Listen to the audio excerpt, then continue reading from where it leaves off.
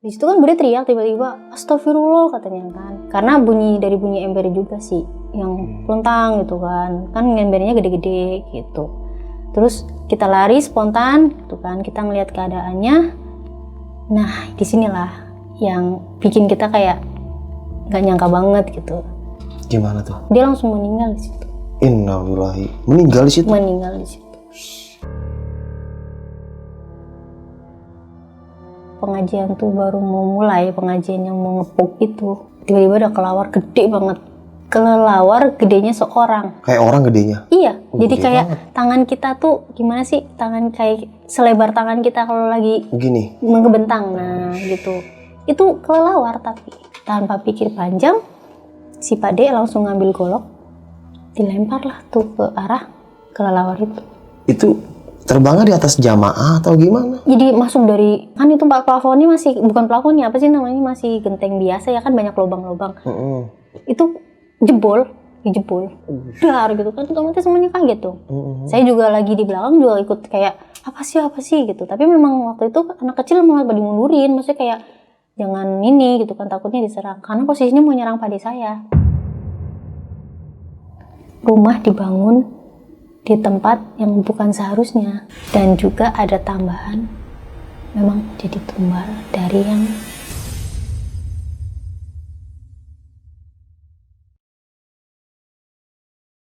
Assalamualaikum warahmatullahi wabarakatuh. Balik lagi sama gua Badru Caps Lock. Kali ini sob, kita kedatangan lagi nih salah satu tamu jauh dari India. India, maksudnya Banjarnegara, Jawa Tengah. Gokil, jauh banget. Langsung aja nih kita kenalan siapa orang di samping gue ini.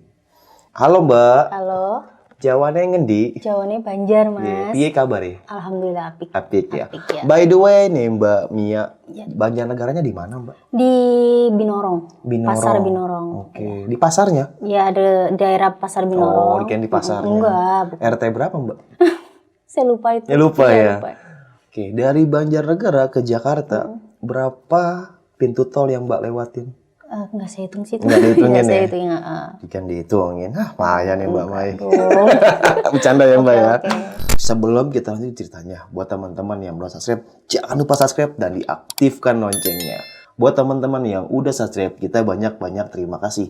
Selama YouTube ini masih berdiri, donasi akan terus berjalan. Oh ya nih, buat teman-teman yang punya kisah pengalaman horor, jangan disimpan aja, datang aja kemari kita berbagi pengalamannya. Langsung kirim ceritanya ke nomor WhatsApp ini nih. Kuy, kita gibah misteri di sini. Langsung aja kita ke gibah misteri.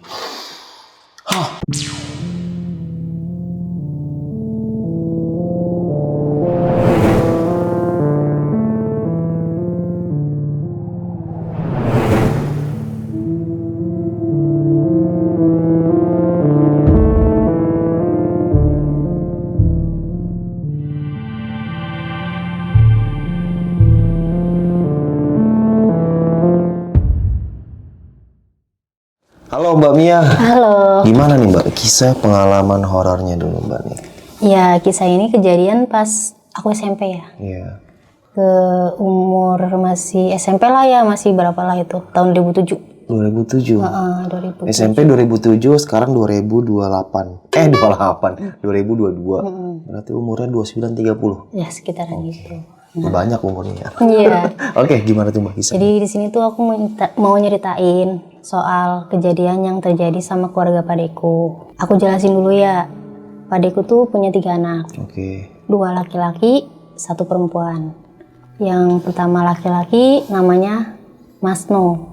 Yang kedua Mas Rat, sama yang ketiga Mbak Yu. Oke. Nah, jadi selisih 3 bersaudara ini tuh nggak jauh sih. Jadi beda setahunan. Yang Mas Rat sama Mas ini tuh beda setahun. Kalau yang ketiga bedanya 3 tahun. Kejadian ini tuh pas aku lagi main di situ Bang, lagi liburan sekolah, liburan semester lah. Ya karena udah kelas 3 udah mulai lulusan kan, udah nggak banyak aktivitas sekolah ya. Maksudnya kayak kita sering liburnya, sering main lah ke situ. Nah karena kebiasaan juga sih kalau libur tuh suka main gitu, kayak liburan di situlah gitu. Sekalian silaturahmi. Awal mula kejadian ini tuh gara-gara pade aku dapat tawaran dari salah satu perusahaan yang lagi ngebangun di dekat situ ya. Dia tuh ditawarin sebuah lahan. Kata bukan direkturnya ya, lebih tepatnya tuh ke yang biasa ngurus-ngurusinnya tanah di situ ya gitu. Bilang nyari orang yang memang belum punya rumah untuk menempati lahan yang sisa lahan yang mereka bangun itu daripada terbuang kan. Singkat cerita, karena padeku merasa belum punya rumah, karena selama ini tuh masih numpang ke mertua ya, masih tinggal sama mertua, masih satu atap lah. Jadi padeku tuh nggak ngambil nggak banyak berpikir, langsung aja ngambil gitu. Tinggal di rumah itu? Bukan di rumah, lahan. Jadi lahan, iya. Lahan itu nanti dibikin rumah sama pade. Oke, singkat cerita diterimalah tawaran itu, nggak banyak pikir lah ya gitu. Terus posisi itu juga kita masih kecil, nggak mau terlalu pusing urusan itu ya, itu kan urusan orang dewasa awalnya gitu kan. Nah, ya singkat waktu 3 bulan kemudian jadi tuh rumah.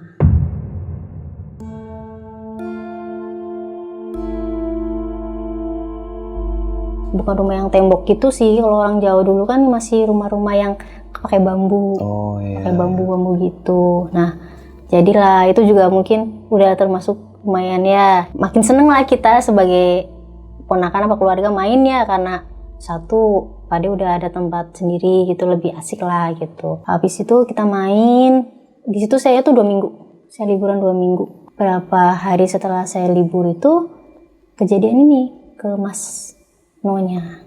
Oh, ya kejadian apa tuh Mbak Mia? Dia tiba-tiba sakit. Dia demam, menggigil gitu. Padahal awalnya nggak gimana-gimana. Kejadian ini setelah rumah ini 3 bulan jadi ya. Habis itu mimisan, muntah darah gitu.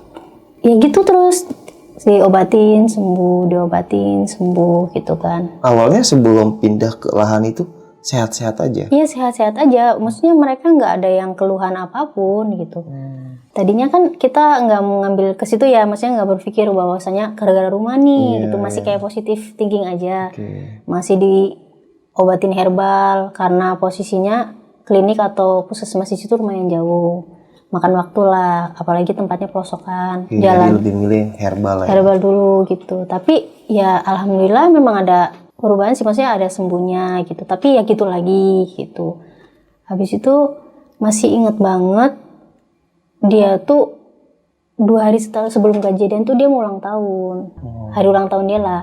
Memang kita nggak pernah ngerayain gitu ya, cuma kan tahu lah gitu. Setelah itu dia kan yang tadinya posisi sakit, yang lemes, kayak nggak ada daya, tiba-tiba bangunnya tuh kayak menurut kita tuh ya nggak kayak biasanya. Dia yang biasanya lemes tuh sekarang tuh seger terus kayak langsung minta izin ke bude buat pergi ke sumur itu lembah yang di situ kayak mata air dibikin lubang, airnya dijernihin terus diambil sama warga situlah gitu. Tapi lumayan jauh ya, turun ke bawah gitu karena rumahnya kan gunungan gitu kan, pelosok gitu. Terus si bude tuh nyampein gitu, mau kemana kan gitu kan, nanyain, bukan nyampein tapi nanyain mau kemana katanya.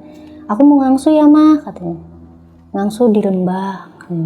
Terus kata bude, ya udah, tapi kalau misalnya nggak kuat ngomongnya nang gitu.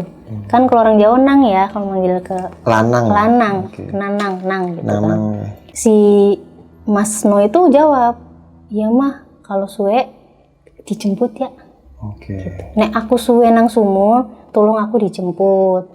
Nah bude jawab, yo engko nek misalnya ra kuat ngomong bae engko bapak sing njukut banyune. Artinya tuh kalau misalnya nanti aku nggak pulang-pulang jemput ya mah katanya gitu. Terus bude jawabnya, ya udah kalau misalnya nggak kuat ya udah nggak apa-apa, nanti bapak aja yang ngambil airnya.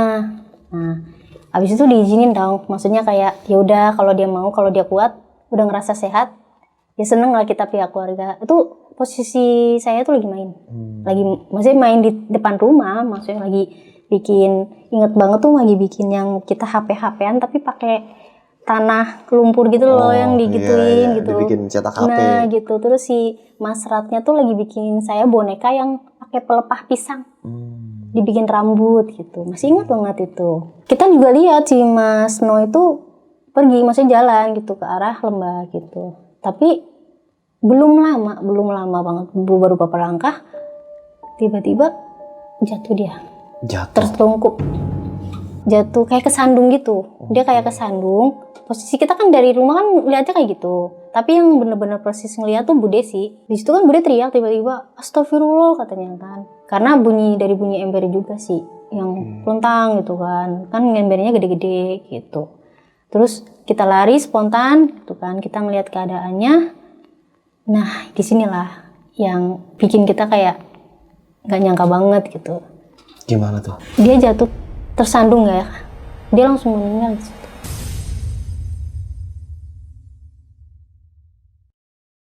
Innalillahi, meninggal di situ.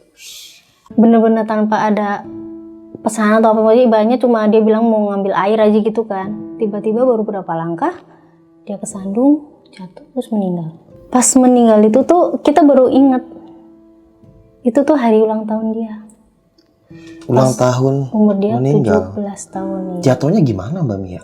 Jadi kalau kata Bude tuh ya kayak orang kesandung biasa, gimana sih, kayak keserimpet kaki kita gitu. Kayak kita lagi jalan tuh keserimpet, terus langsung yang jatuh tuh posisi dada dulu kalau yang Bude lihat mah.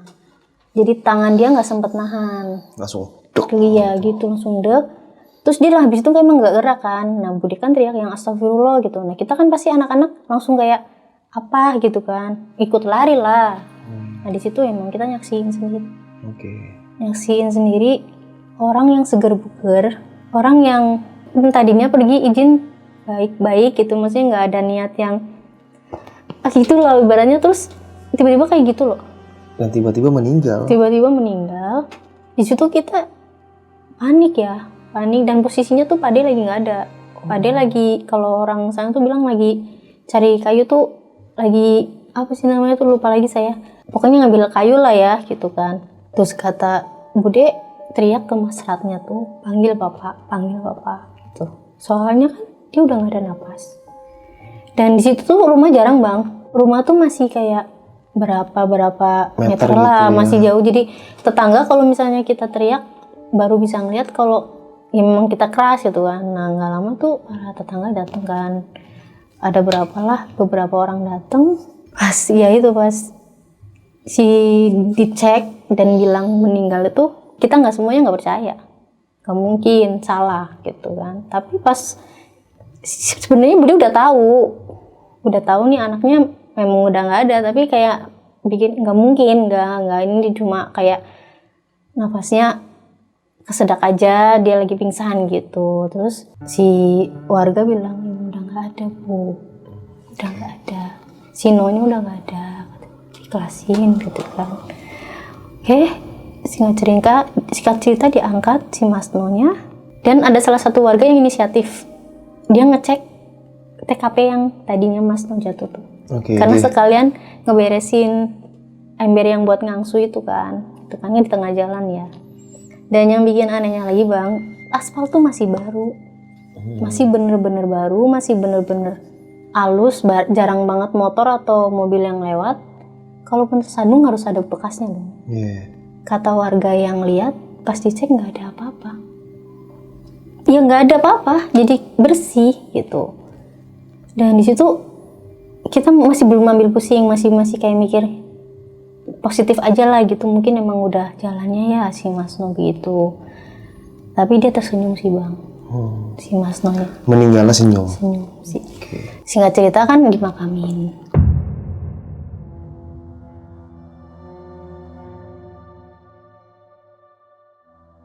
Gak ada kejadian aneh tuh bang. Kita semua pihak keluarga berusaha kayak ikhlas gitu, dan gak mau kayak berpikir bahwasanya ini ada hal yang aneh gitu. Masih berpikir positif pasti. Nah setelah kejadian itu kan ya pasti saya pulang dong. Saya maksudnya udah makamin, udah selesai, udah pengajian dan segala macamnya, udah selamatan. Saya keluarga pulang, liburan lagi, semester lagi. Bukan semester, lebih tepatnya lagi nunggu ijazah turun ya. Saya ke situ lagi. Ke rumah itu lagi. Main lagi. Karena nggak tahu kenapa saya setiap liburan maunya ke situ. Karena itu sebenarnya ke Mas Ratnya ya. Iya. Karena dia kan lebih dekat sama saya, jadinya lebih enak aja gitu. Terus main lah, ya biasa main. Tapi memang si Mas Rat punya kayak gitu, kayak punya tanda-tanda juga yang sama. Oke.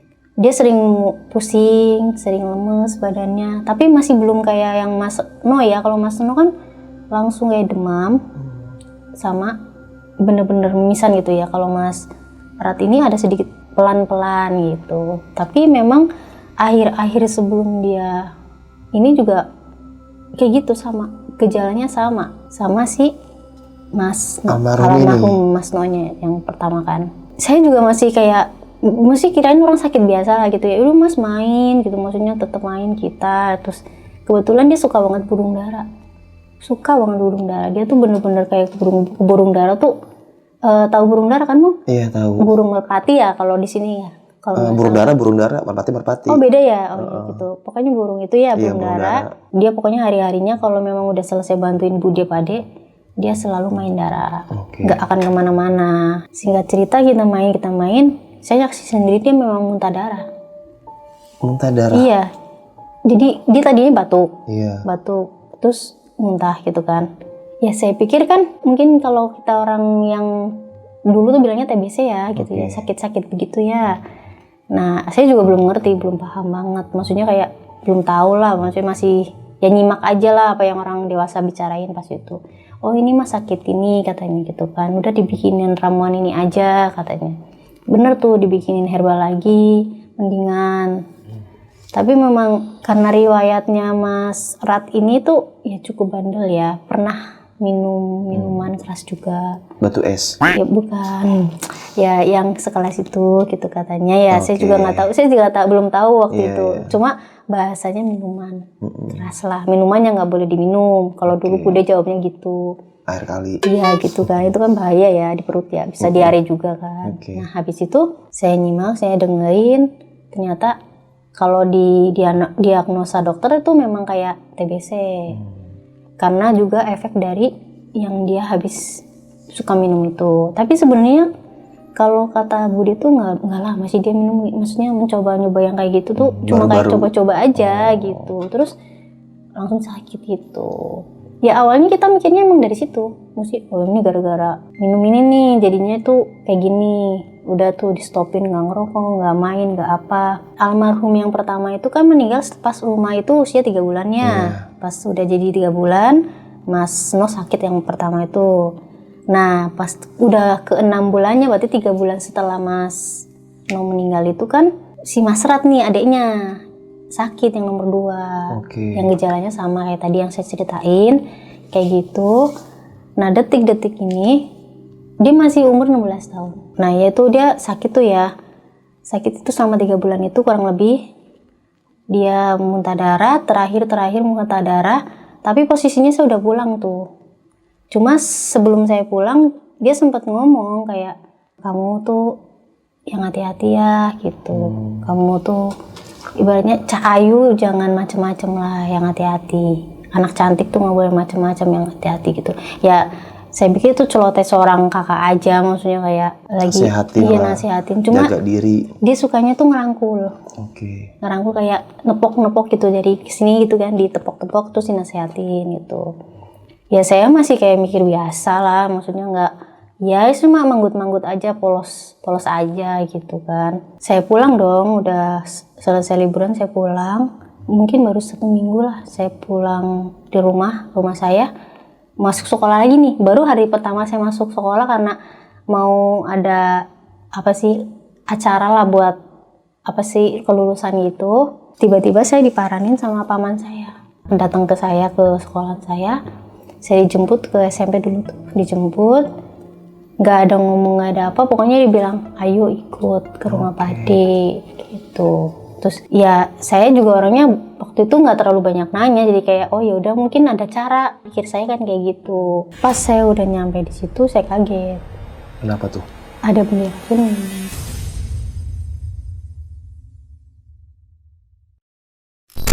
Bendera kuning? Nah di depan rumahnya Pade.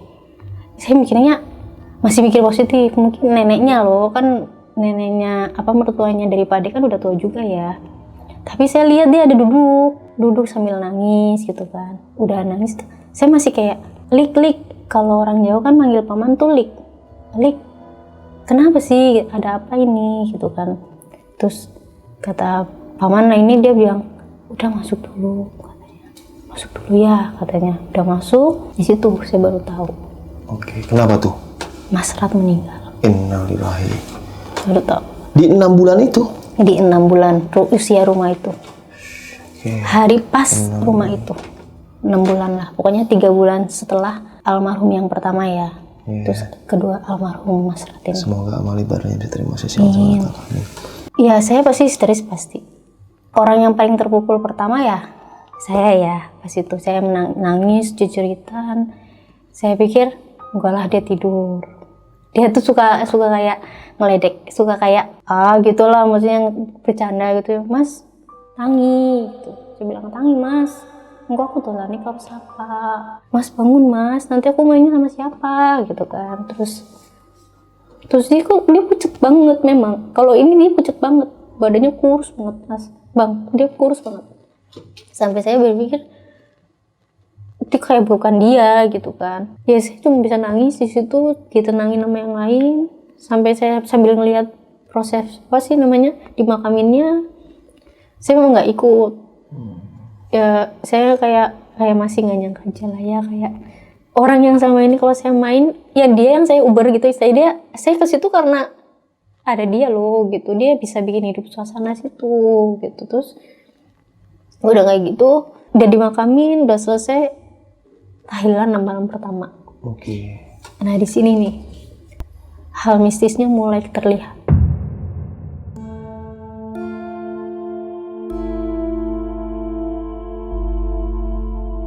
Malam kan pengajian ya, kita ngadain pengajian rutin kan kalau orang saya tuh di situ kayak gitu. Nah itu saya masih ingat banget, itu habis isya orang pada datang kan, pada ngaji.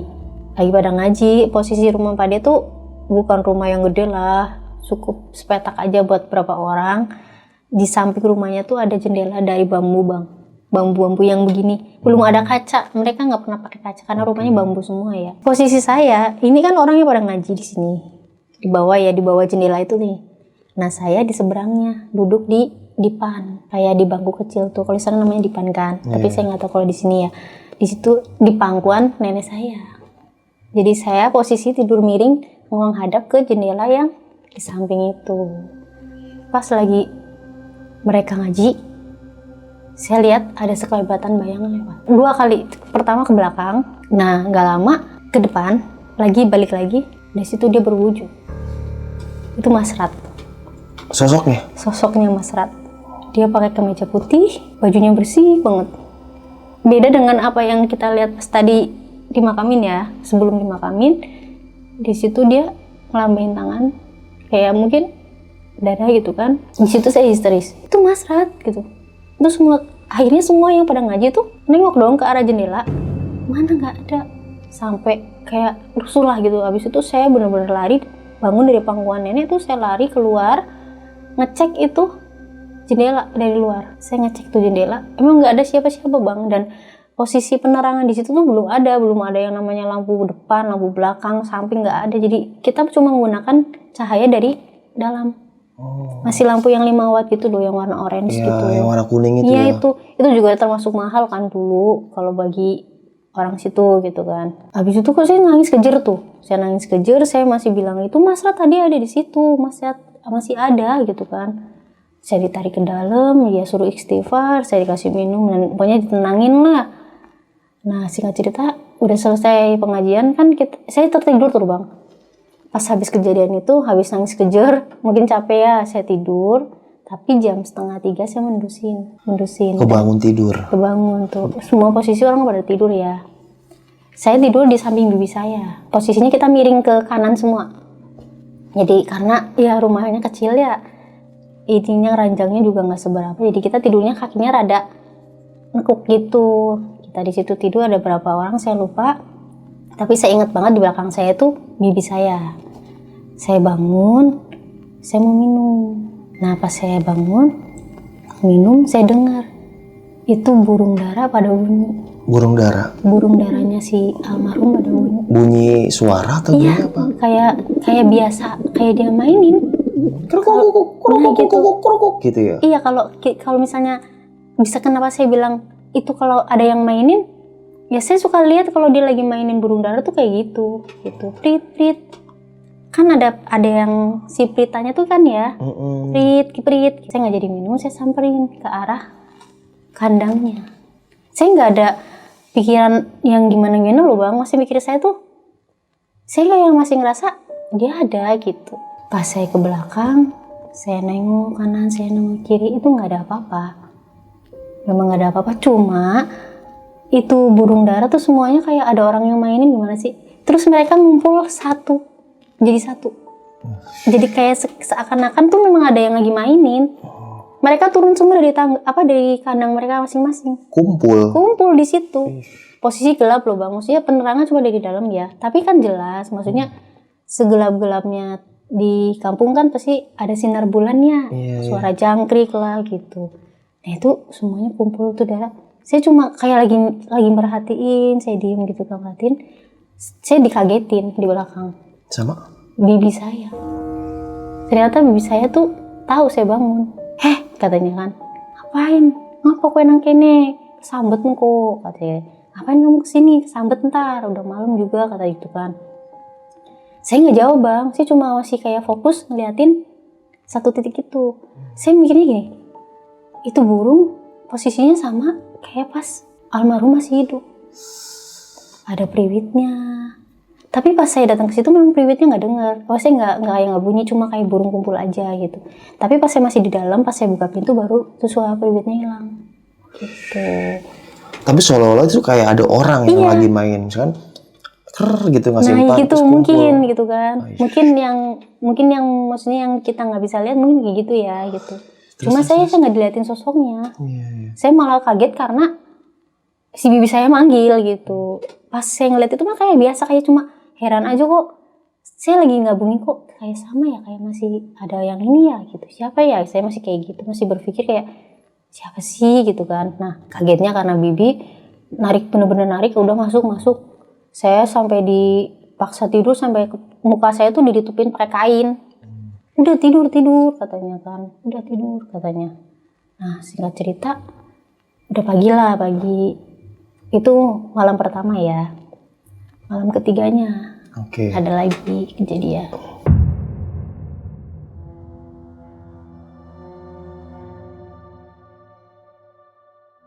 Malam ketiganya ini tuh si tetangga ada yang habis yasinan itu mereka nggak langsung pulang. Jadi tuh kayak duduk-duduk dulu, kayak ngobrol-ngobrol. Nah nggak lama udah satu persatu mulai pulang. Namanya di kampung kan sepi bang, nggak terlalu banyak motor lewat, hampir jarang banget di situ. Motor tuh nggak ada, hampir jarang. Berarti lingkungannya kayak perkebunan, sawah. Bener-bener. Jadi itu tuh ya rumahnya Pade. Saya tuh belahan gunung loh bang. Jadi gunung yang dibelah, dijadiin jalan. Nah sisa jalan itu tuh yang dibikin rumah-rumah warga yang masih belum punya rumah gitu. Sama pihak yang punya lahan itu ya, pengembang itu. Kita juga nggak pernah tahu siapa ya itu. Nah habis itu malam ketiga kan, yaitu yang itu tuh tadi saya lanjutin, si bapak ini pulang paling terakhir. Kalau orang dulu kan seneng bawa kacang ya, kacang rebus, kacang goreng. Kalau ada acara orang meninggal kayak itu kan di kampung saya memang dibikinnya kayak gitu, rebus, goreng itu dia bawa tuh sambil makan pas pulang katanya. Itu ada yang bilang mang, kalau orang sini bilangnya mang kan, maksudnya paman gitu, lik gitu kan. Aja dibuang sembarangan kulitnya. Jangan dibuang sembarangan kulitnya. Gua rumahku kotor. Ntar rumahku kotor. Kan pas sebelum dia nongok tuh, dia ngeh suara siapa. Ngeh banget dia katanya. Pas dia nengok, gak ada siapa-siapa memang. Tapi bulu kuduk dia langsung merinding semua. Itu suara siapa? Dia ingat suara almarhum. Jadi almarhum itu tuh memang orangnya bandel ya, tapi dia nggak suka kayak ada orang makan terus main lempar. Dia selalu kayak rewel lah gitu. Memang orangnya rewel, saya akuin Mas Rat ini. Nah udah gitu ya lari dong pasti. Dia walaupun nggak ngelihat wujud, pasti lari kayak. takut banget apa sih lah gitu kan. Panik gitu. Panik. Tadi siapa yang ngomong gitu? Nah gitu. Tapi dia ceritanya pas pagi hari ya bang, maksudnya Oke. pas lagi ketemu Pak De di kebun. Dia pakai minta maaf dulu ngomongnya, mungkin takut Tersinggung nyinggung ya Pak De ya. saya ya. Dia minta maaf, saya minta maaf ya, saya mau nyampein semalam pas pulang dari yasinan dari rumah, saya kan makan kacang jalan tuh sambil saya lempar-lempar kulitnya. Ada suara almarhum ngingetin lah gitu. Terus Pak De saya tuh kayak salah kerungu, salah denger katanya kan. Udah nggak usah, udah tenang kok anaknya gitu kan. Nah itu singkat cerita udah selesai di situ ya. Maksudnya Pak De kayak masih kayak nampik, kayak nggak mau ada yang hal-hal kayak gitulah gitu kan. Ya, Kayaknya karena orang ketika meninggal arwahnya langsung terima di atas. di atas ya Iya, kan langsung. gitu. Nah mungkin itu entah jin, entah siapa setan atau siapa yang Kita kan nggak tahu ya. Bang. menyerupai lah yang Iya pasti yang kayak gitu. betul.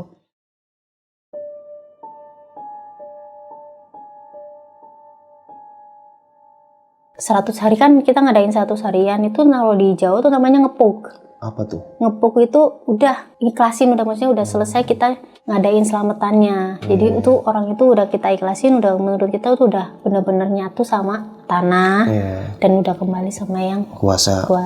gitu. Terus malam itu kan kita ngadain selamatannya. Kalau orang Jawa tuh ngadain selamatannya tuh ya rempong ya, maksudnya ada apa gitu. Saya juga cuma nyimak sih, kayak nggak terlalu ngurusin masalah itu ya. Jadi saya cuma dateng, cuma nyaksiin ya, makan pasti gitu kan.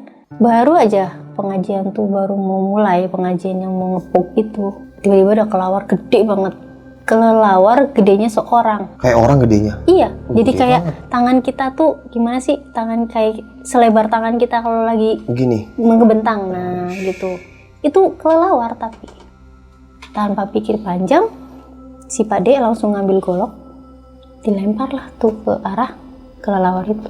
Itu terbangnya di atas jamaah atau gimana? Jadi masuk dari kayak kan itu plafonnya masih bukan plafonnya, apa sih namanya, masih genteng biasa ya kan, banyak lubang-lubang. Itu dijebol dari atas. Jadi kan pintu nih, ini pintu. Iya. Atasnya kan masih ada kayu, kan terus genteng ya. Nah itu tuh dari situ jebol. Dar gitu kan, otomatis semuanya kaget tuh. Saya juga lagi di belakang juga ikut kayak apa sih gitu. Tapi memang waktu itu anak kecil malah pada mundurin, maksudnya kayak jangan ini gitu kan, takutnya diserang karena posisinya mau nyerang padi saya. Terus pas udah gitu dilempar lah golok sama padi saya, kena jidat dari dahi di si kelelawarnya. Oh, kelihatan tuh lempar. Iya, orang nancep itunya. Oh. Jadi dia pergi bawa golok Us, dengan posisi nancep itu. gila, berarti gede banget dong. Iya, makanya dah dari situ kita semua cuma bisa istighfar, astagfirullahaladzim, apa itu. Tapi pikiran kita cuma kayak, memang di situ banyak kelelawar bang. Tapi kalau untuk yang segede itu kayaknya Iya, aneh kan? aneh banget. Dan matanya tuh merah banget, yang sekilas saya lihat ya, sebelum saya mukanya didorong ke belakang sama orang dewasa warga situ, saya ngeliat matanya tuh gede banget. Jadi ya kelelawar, tapi gedenya tuh gede memang, matanya merah gitu kan. Giginya tajam-tajam itu yang saya lihat tuh. Terus setelah itu kan saya didorong, nggak tahu, dengar-dengar ya itu dilempar pakai golok, kalau di Jawa bendok namanya. Sampai masih nempel ke bawah tuh. Tapi itu singkat cerita dengan keadaan panik, ya tetap pengajian harus dilanjutin dong, nggak mau terganggu dengan posisi rumah yang rusak juga. Pak De ya kayak ya udahlah kita lanjutin, pokoknya harus selesai, nggak mau ada yang inilah gitu. Setelah itu Pak De udah maksudnya kayak selesai semuanya, Pak De nyuruh kita semua istirahat, ya semua udah pada pulang ya. Itu nggak ada hal lain lagi bang, kayaknya udah di situ tuh. Paginya baru bang,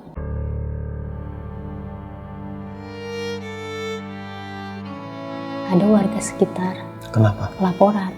Katanya tetangga yang seberang sana, suaminya di pahalanya ada bendo itu. Golok yang semalam seingatnya Pak De, golok itu kan nancepnya ke dahi kelelawar, bukan ke dahi manusia dong. Dan golok itu tuh nggak bisa dicabut bang. Sama yang kena ini ya, yang ini orang ya, posisinya nih orang ya, udah jadi orang pagi-pagi nih. Tapi saya nggak tahu ya, Terus habis itu ada warga sekitar yang ngenalin tuh golok semalam. Saya tahu golok itu, saya tahu katanya itu punyanya si ini katanya kan. Larilah tuh warga yang orang itu lari ke rumah Pade ngabarin, si ini tolongin dulu lah gitu kan. Kenapa? Udah datang aja dulu ke rumahnya. Ya memang pas datang, ya bener bang, ngeliat golok dia nancep di dahi orang itu. Yes. Meninggal tapi orang itu? Enggak, lagi kerintian kesakitan. Dan semua orang nggak bisa nyabut golok itu dari dahinya. Ya kita panik ya, pasti darah udah ngucur, orang itu udah mulai kayak rinting-rinting, udah nggak karuan. Mau nggak mau, Pade kan yang ngerasa itu punya goloknya, ambil lah. Bisa bang, sama Pade saya. Kecabut sama Pade saya. Dan itu bener golok Pade? Golok Pade yang semalam, yang Pade ingat itu ngelempar ke lawar. Bukan lempar orang ya, Iya. yang Pade tahu gitu kan. Dia sempat kayak mikir kayak, ada apa ini katanya. Maksudnya kok bisa sih golok saya di si orang ini? Iya, nempel di kepala itu. Terus. Singkat cerita orang itu kan dibawa ke puskesmas lah. Nah si Pade masih kayak coba kayak udah nggak ini lah, maksudnya kayak mungkin nggak sengaja lah, nggak mau kayak nganggep orang ini, nah gitu, nggak mau lah gitu ya, maksudnya warga, tapi cuma warga sekitar yang banyak ngomong kayak gitu, dia ada satu gitulah ritual yang ngituin kayak gitu. Mungkin nggak sih itu dia? Nah ya itu memang kalau kata warga sekitar tuh memang dia, soalnya pas digeledah rumahnya memang ada banyak hal-hal yang kayak sesajen gitu. Nggak tahu dia dapat dari mana, nggak tahu dia apa, mungkin dia lagi apes ya gitu. Dan dia jadi kekelawar. Iya mungkin bisa jadi itu memang salah satu perjanjian dia, kita nggak tahu ya gitu ya. Iya, omong malam berarti. Tapi kalau Pade saya tuh memang orangnya benar-benar kayak nggak mau ngambil pusing, gimana sih, kayak nggak mau nuduh orang itu loh, jadi kayak dia ya udahlah gitu kan, mungkin semalam tuh pas aja kayak gitu, lagi memang kena katanya gitu kan. Pade saya nggak ada mikir yang gimana. Terus orang itu meninggal atau enggak? Setahu saya nggak meninggal, cuma ya itu herannya itu golok dalam banget loh bang, tapi nggak meninggal, cuma kayak jadi sekarang jadi kayak cacat aja sih, punya bekas luka ya gitu. Tapi kejadian orang ini nggak ada hubungannya ya sama kematian Mas Nu. Setelah itu udah mulai aktivitas biasa, udah nggak ada yang aneh-aneh lah. Si Pade juga udah mulai kayak nggak mau mikirin gitu, mulai biasa beraktivitas.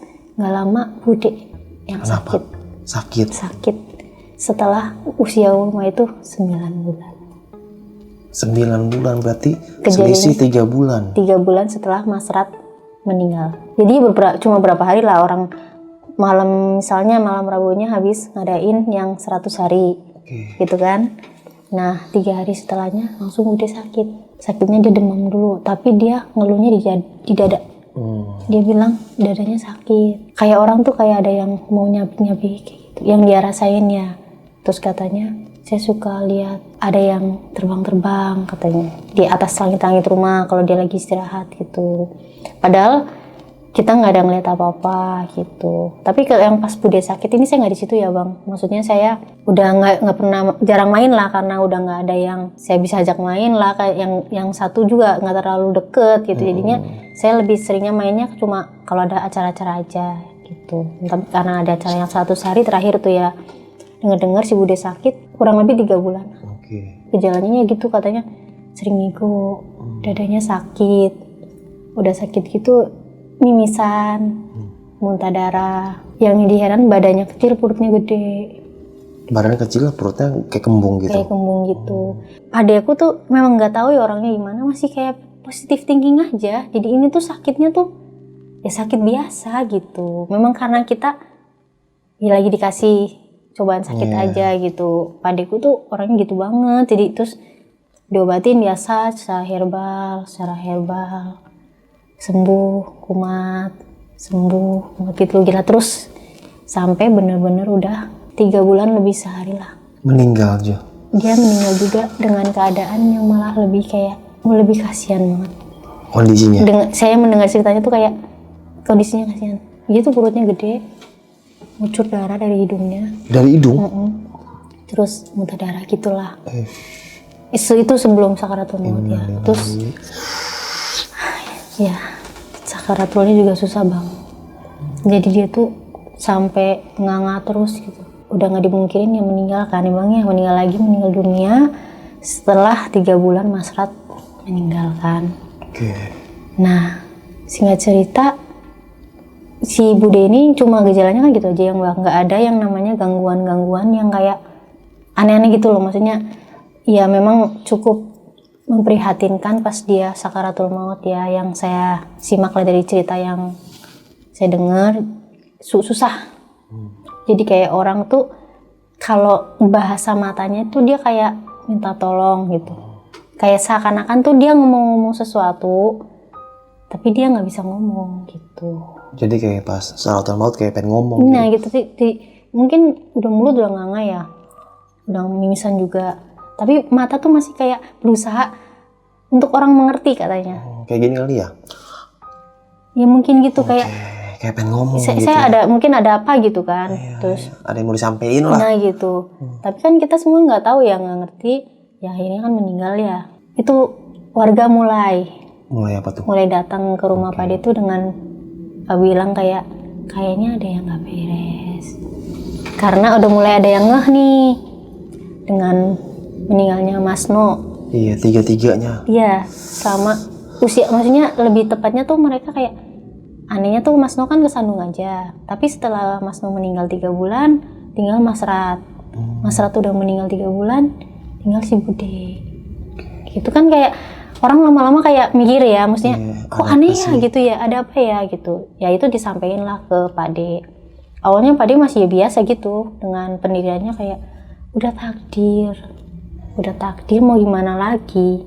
Pak D saya memang orangnya bener-bener kayak lurus lah bang. Iya, nggak mau berpikir negatif Nggak lah mau, yang jadi dia nggak mau yang nuduh macem-macem. orang, nggak mau. Jadi kayak ya memang udah ada jalannya gitu, kita semua ada jalannya. Kalau menurut Pak D saya, mungkin karena seringnya banyak apa sih yang kayak orang ngomong gini. Pak D saya mulai kayak risih juga. Akhirnya dia nemuin salah satu kiai di desa seberang lah. Kiai atau paranormal atau orang yang ngerti hal gaib? Kiai. Iya, kiai. Jadi kiai ya, mungkin dia bisa ngerti juga, tahu juga ya soal hal kayak gitu ya, hal mistis. Datanglah si Pak D tuh nanya, saya tuh ada sesuatu yang disampaikan. Iya saya tahu, kata kiainya sebelum Pak D ngomong. Ini gara-gara rumah.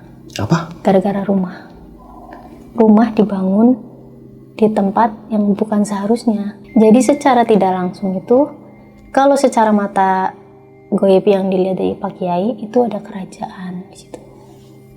Kerajaan yang nggak kelihatan, dan juga ada tambahan, memang jadi tumbal dari yang pengembang ini, gitu bang. Jadi dia berusaha kayak ngasih lahan, tapi ya itu maksudnya ada niat terselubungnya. Dengan syarat, gila sih itu, gila. Iya, makanya dari situ Pak D kan mulai kayak masih tetap kayak masa sih gitu kan, masih kayak. Terus Pak Kiai meyakinkan kan dengan, ya Pak Kiai kan orang jauh, dia nggak mungkin tahu kejadian ini gitu. Terus kelelawar yang datang ke rumah kamu, yaitu salah satu suruhannya. Itu sebenarnya tadinya mau nyerang Pak D, tapi karena mungkin Pak D kuat, Pak D ngerti lah bisa, jadinya nggak kena, dan kenanya si Bude gitu bang. Terus udah gitu si Pak Kiai menjelaskan, kok udah bakar rumah itu. Bakar, kalau nggak tinggalin, rusakin rumah itu katanya. Pulang dari situ tuh si Pak D tuh kayak mungkin berpikir ya. Terus Pak Kiai juga ngasih saran, anak yang sisanya ini kan, ingat kan si Mbak Yu ini kan yang perempuan satu-satunya, dikasih tahu disuruh dibuang. Apa? Dibuang itu kayak putus tali itu maksudnya mutusin tali goib yang ikat mereka. Oh iya. Jadi sebenarnya satu keluarga itu bang yang mau diambil. Satu keluarga itu. Cuma alhamdulillahnya pada yang ini kan bukan sasaran utama ya, karena mungkin kalau misalnya hal-hal kayak gitu kan ngambil yang motornya sama ya, apa sih yang menurut mereka tuh energinya tuh bagus gitu buat yang nggak kelihatan. Jadinya si yang dua ini, yang Pak D saya sama Mbak Ayu ini belum jadi sasarannya, tapi tetap jadi sasaran selanjutnya pasti. Gitu. Gila sih. Terus. Nah singkat cerita, datanglah Pak Kiai bantu buat mutusin tali goib itu loh ya katanya ya. Ini saya cuma dengar cerita ya gitu, yang saya simak dan yang saya ingat gitu. Datang, diadain pengajian.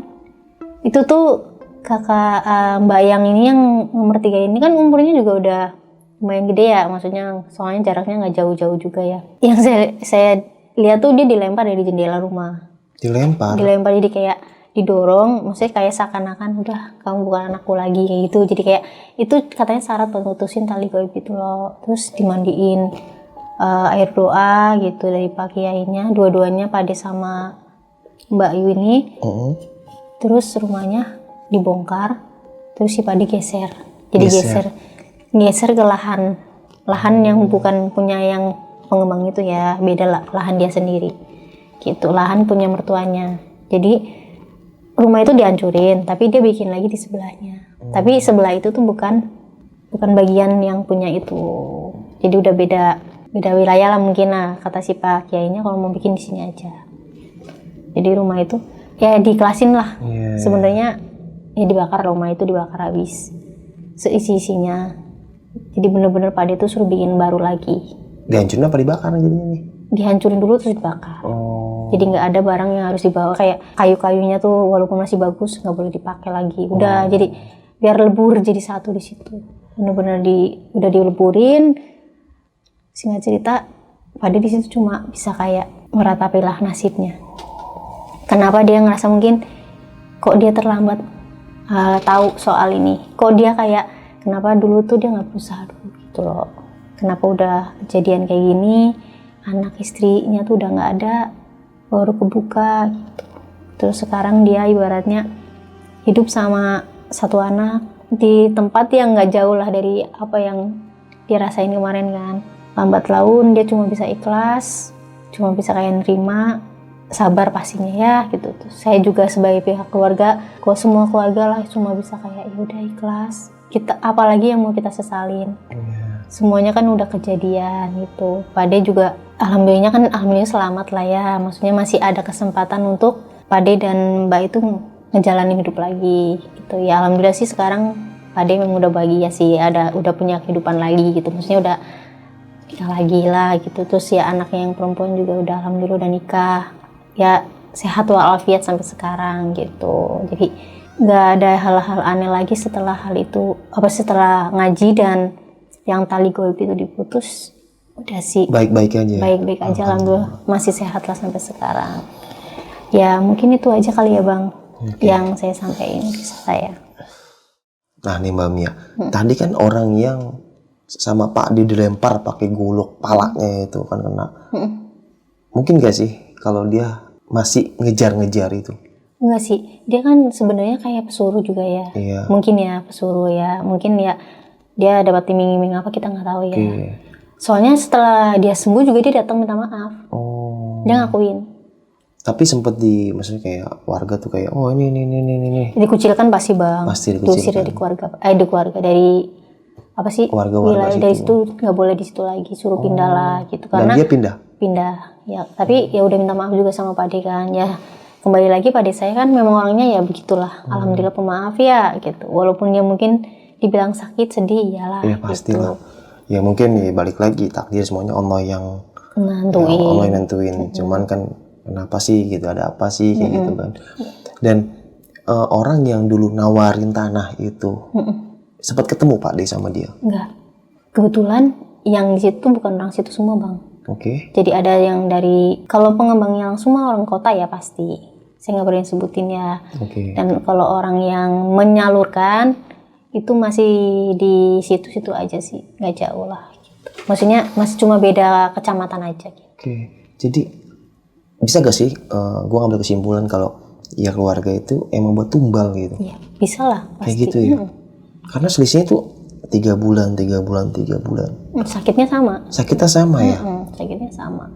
Itu yang saya ingat ya, itu yang memang benar kayak ngapa sih orang bohong ya, ibaratnya itu yang kejadian gitu kan. Dan Pak Kiai itu yang ngobatin itu dia datang ke rumah itu? Datang. Sempat datang juga? Dia cuma bisa geleng-geleng kepala kayak udah katanya udah semuanya. Jadi yang bude saya lihat yang terbang-terbang itu ya mungkin itu para mungkin yang mau ngambil kali atau ya yang isengin dia yang terus, mungkin dia nggak enak. Kata Pak Kiai itu rumah itu kerajaan apa gitu, mungkin yang ngomong kerajaan gaib apa gitu.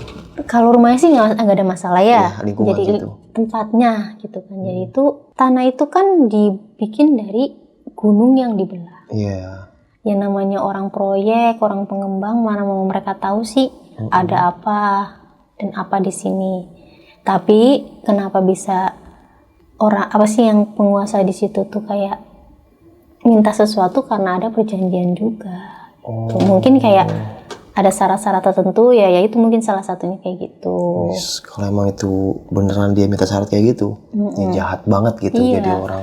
Cuma kita nggak tahu siapa orangnya ya, maksudnya belum pernah ketemu juga gitu. Allah alam lah ya, ntar gimana gitu kan. Iya. Tapi kalau emang itu jahat ya emang pernah dengar juga sih kayak minta tumbal lah intinya perjanjian.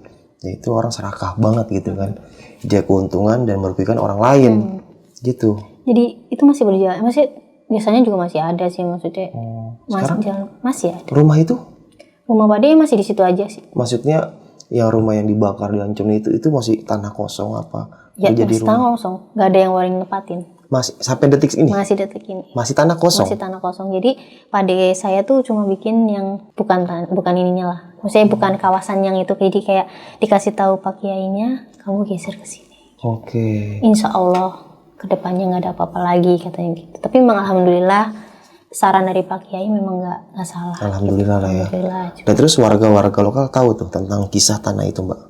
Warga-warga lokal tadinya nggak tahu, tapi karena ya dari mulut ke mulut ya bang, mungkin dari pihak keluarga ada yang cerita, terus Nyamber lah kesebar gitu gitu ya. nyamber gitu kan, terus tapi karena pas saya berani ceritanya karena ya Pak De saya sendiri yang memang menjelas, pas dia cerita tuh saya nyimak, oh berarti bener lah. Iya. Untuk apa sih dia yang ngalamin loh, dia yang kehilangan gitu. Ya, dan Mbak Mia ini cerita ya jangan sampai kita ya terjebak di dunia itulah ya. Jangan sampai angus Gitu. Karena kita ya hidup berdampingan dengan makhluk-makhluk gaib gitu, dan ya jangan sampai lah kita makanya kuatkan iman dan Islam dan selalu ibadah ya Mbak, baca doa ya. Pasti harus. Makan aja ada doanya Iya benar. biar kita nggak jauhin sama setan. Iya benar banget bang. Oke. Nah nih Mbak Mia punya pesan-pesan nggak buat teman-teman di rumah nih? Mungkin Mbak Mia punya unek-unek atau apa yang mau sampaikan tentang apa yang Mbak Mia rasakan. Ini kisah serem banget sumpah ini, barbar ini. Bikin bulu kaki merinding. Pesennya tuh ya paling kayak kalau mau dapat apa-apa tuh jangan kayak langsung diain gitu. Kita harus tahu dong dari mananya, terus ada konsekuensinya enggaknya gitu. Intinya jangan selalu tergiur dengan hal-hal yang gratis lah. Gitu. Yeah. Karena ya memang mungkin niat orang bisa baik gitu kan, tapi ada juga yang seperti ini gitu kan, ada yang mencoba melakukan segala hal untuk kepentingan sendiri kan. Jadi kita jangan sampai melakukan hal kayak gitu. Jadi pesan saya ya jangan sampai aja juga yang kayak gitu. Terus juga kalau misalnya itu lebih hati-hati lagi. Yeah. Karena kebanyakan orang jahat itu bukan dari orang luar aja gitu ya kan. Yeah. Bisa dari ya siapa aja lah. Sekitar kita lantas siapa gitu. Iya, dan di sini saya nyeritain ini bukan untuk menyebar apa yang udah terjadi. Saya cuma berbagi kisah. Itu yang saya rasain, yang saya alamin, yang saya tahu dari kisahnya Pak D ini. Iya, semoga bisa jadi pelajaran buat kita semua ya. Amin. Agar bisa lebih hati-hati dan kayak Pak D tadi. Kenapa dia nggak bisa diambil atau jadi tumbal? Karena ibadahnya dia kuat gitu kan. Alhamdulillah Dan kuat. itulah.